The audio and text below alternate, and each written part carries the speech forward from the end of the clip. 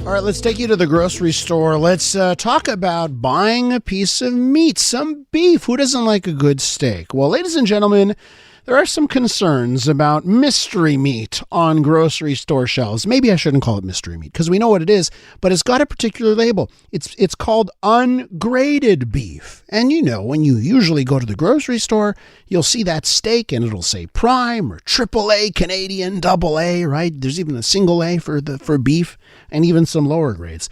But this stuff, ungraded, and it says from Mexico. Shoppers are asking questions. Who else is asking questions? Dr. Sylvain Charlebois. He's the food professor. You know him from Dalhousie University, and he's on the program. Hi, Sylvain. Welcome back to the show.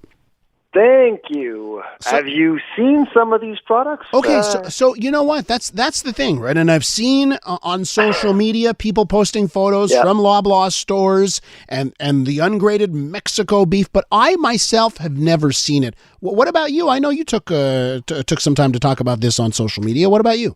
Oh, yeah, no. Actually, the first time, reporters started to call me, I think it was last week, and I kind of told them it was old news because the first time I saw ungraded Mexican beef was, I think, in October, maybe even before.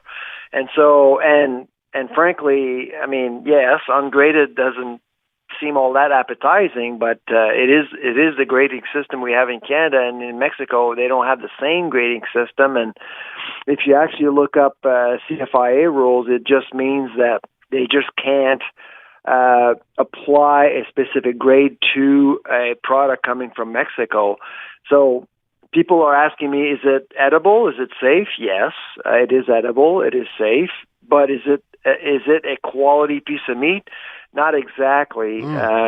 Chances are that piece of meat is coming from an older cow or a bull, I would say. And so you shouldn't expect the same quality, but it is safe to eat for sure. It's not roadkill. So, but here, it's not roadkill, and I've said that's a good way of putting it. But also, like, I could see Canadians being enticed if the price is so much better. Because listen, I've had the sticker shop. I've gone to the grocery store, and I want to buy steak, but I look at the price and I say, nope, not happening. So is this ungraded beef at an irresistible price? So this is about protecting margins. So when you buy a piece of meat at the grocery store, the grocer will make 50, 60%. Okay? That's the margin. So they want to keep that margin as much as possible. But if you look at North American beef right now, prices are skyrocketing. It's getting really expensive to buy Canadian American beef. Why? Because there's just no supply. A lot of producers are producing less. Some are exiting the industry. It's costing more to feed cattle, so they went to auction earlier. So inventories across North America are depressed. And so grocers probably months ago decided that, well, instead of selling overpriced Canadian American beef and be called consumer gougers once again, they probably decided to go south to Mexico and import a cheaper piece of meat at similar prices. So my take on this is that if they would have continued to sell, and they are selling Canadian American beef, but those pieces are likely more expensive. So I'm curious here, Sylvain, because when I go to the grocery store and I gasp at the price of the steak, so I put it back down and say, okay, not today. I also say to myself, I'm like, there's so much on the shelves. I'm like, they're never going to sell at that price. You know what I mean? And in my head, I was like, they're throwing some of this stuff out. They've got to be at this price. But I guess that makes the most sense. But then you bring up the fact that there's a supply issue, right? Yeah. So to me, it just seems so confusing, like that something's out of flux with how supply and demand should work. This is the thing about this consumer gouging theory. If you look at a piece of steak that you feel is overpriced, tell yourself someone is willing to pay that price, which is why you're looking at an overpriced product. That's the reality we need to accept. So if you walk away from what you feel is an overpriced product, that's great.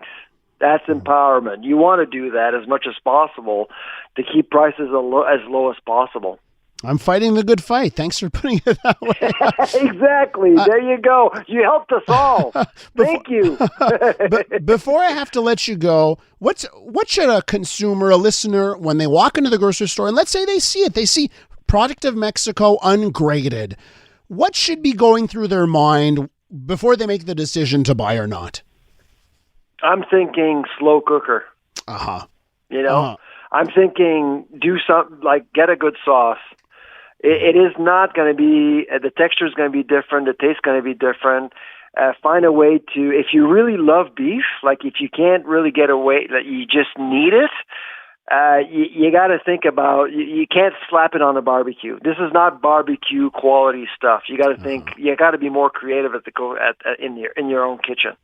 Dr. Sylvain Charlebois is a professor at Dalhousie University. You know him as the food professor. Thanks so much. We'll talk soon. All right. Take care. Bye-bye.